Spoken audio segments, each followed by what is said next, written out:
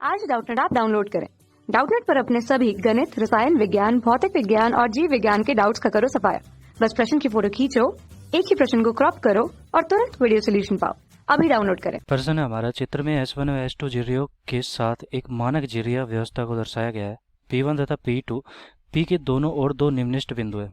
पर्दे पर P2 एक छिद्र है तथा P2 के पीछे एक दूसरी द्विझिर्री व्यवस्था है S3 तथा S4 झिर्रियों के साथ है और उनके पीछे एक दूसरा पर्दा है।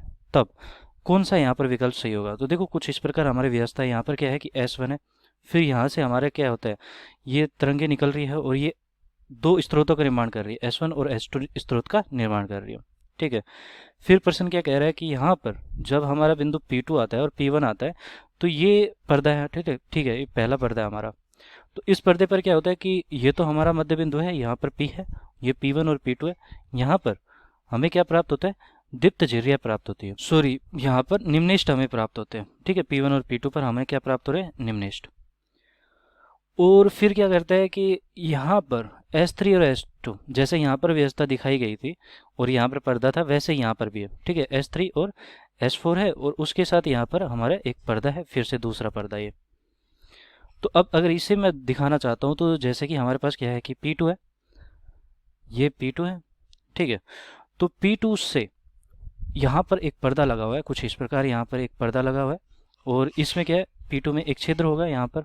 ठीक है, ये P2 हमारा छिद्र है और फिर ये पर्दा है। पर्दे को मैं कुछ इस प्रकार दिखा सकता हूँ, ये हमारे पास पर्दा है। ठीक है, पर्दा। अब क्या होता है, जैसे कि हमारे यहाँ पर तरंगाग्र चलेंगे, जैसे कि इससे चले। ठीक है, तो इससे तरंगाग्र का निर्माण हुआ, कुछ इस प्रकार यहाँ पर चलेंगे। अब तरंगाग्र का प्रत्येक बिंदु मुझे पता है, ये तरंगाग्र हमारा। ठीक है, तरंगाग्र का प्रत्येक बिंदु हमारा स्रोत की भांति काम करता है।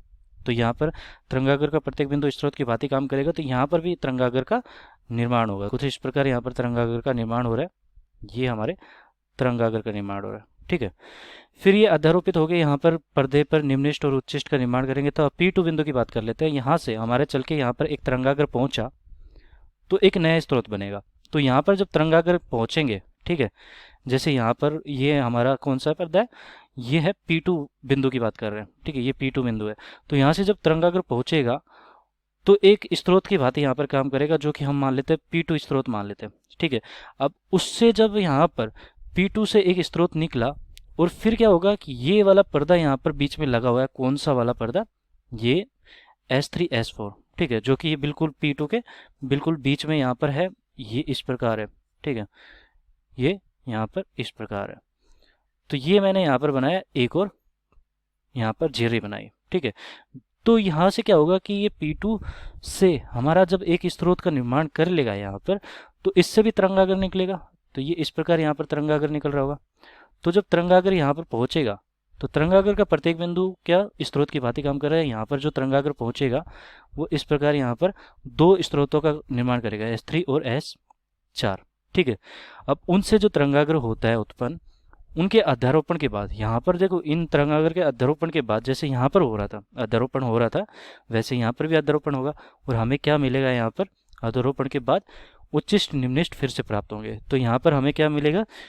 झिर्रियाँ मिलेगी, मतलब झिर्री द्विझिर्री पैटर्न मिलेगा हमें। ठीक है, द्विझिर्री पैटर्न मिलेगा। तो हमें पता है, जैसे कि अगर मैं इसको अलग से भी दिखाना चाहूँ तो अब ये कुछ इस प्रकार हमने चित्र बनाया। एक इसमें दो स्लिट बना दी मैंने, दो छिद्र कर दिए। ठीक है, एक ये वाला और एक ये वाला, और यहाँ पर एक पर्दा लगा चुका हूँ मैं, ये पर्दा लगाया और हमने यहाँ पर एक स्रोत रख रखा है ये। ठीक है, एक स्रोत रख रखा है। अब यहाँ से जब तरंग चलेगी तो कुछ इस प्रकार यहाँ पर एक नया जो तरंगाग्र यहाँ पर निर्माण चला है। ठीक है, तो यहाँ पर एक नया यहाँ पर स्रोत का निर्माण करती है S1 और S2। फिर उसके बाद इनका जो अध्यारोपण होता है उसके बाद हमें यहाँ पर पर्दे पर पैटर्न प्राप्त होता है। तो ऐसा ही यहाँ पर भी हो रहा है। ठीक है, कि यहाँ से जो तरंगाग्र चला वो P2 यहाँ पर बना एक स्रोत से फिर से तरंगाग्र का निर्माण होगा और यहाँ पर स्रोत S3 और S4 बना। फिर उनके अध्यारोपण के बाद यहाँ पर हमें द्विझिर्री पैटर्न मिला। ठीक है, तो ये हमारा यहाँ पर द्विझिर्री पैटर्न मिलेगा पर्दे पर। ये पर्दा है, फिर से बना देता हूँ इसे। तो S3 और S4 हो गया है।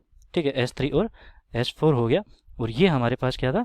P2 बिंदु था, जो कि एक स्रोत की बातें काम कर रहा था। तो मैंने क्या किया कि P2 बिंदु है फिर यहाँ पर S3 और S4 और यहाँ पर हमारा पैटर्न बन गया। ठीक है, तो इसके कारण हमारा यहाँ पर पैटर्न बन गया कौन सा, द्विजिरी पैटर्न। तो विकल्प कौन सा सही हो जाएगा यहाँ पर, दूसरे पर्दे पर कोई व्यतिकरण पैटर्न प्राप्त नहीं होगा किंतु वह प्रकाशित होगा, गलत है ये। दूसरा पर्दा पूर्ण रूप से अदीप्त होगा, ये भी गलत है। दूसरे पर्दे पर एकल दीप्त बिंदु होगा, ये भी गलत है, क्योंकि द्विजिरी पैटर्न है। और द्विजिरी पैटर्न में क्या होता है कि हमें कहीं पर, ये देखो बीच में यहाँ पर हमें क्या हो रहा है कि एक चमकीला भाग प्राप्त हो रहा है, यहाँ पर अंधेरा भाग प्राप्त होगा, यहाँ पर फिर से चमकीला भाग प्राप्त होगा। तो इस प्रकार हमें यहाँ पर भाग प्राप्त होंगे। तो ये हमारे क्या बनाते हैं, ये द्विजिरी पैटर्न बनाते हैं। ठीक है, इस प्रकार बनता है। तो ऊर्जा का यहाँ पर भी क्या होगा, वितरण होगा। तो हमारा विकल्प कौन सा सही हो जाएगा यहाँ पर, डी विकल्प सही हो जाएगा। धन्यवाद। कक्षा 6 से 12वीं से लेकर नीट, IIT, JEE वो एडवांस के लेवल तक 1 करोड़ से ज्यादा छात्रों का भरोसा। आज ही डाउनलोड करें डाउटनेट ऐप या व्हाट्सएप करें अपने सारे डाउट्स 8400 400 400 पर।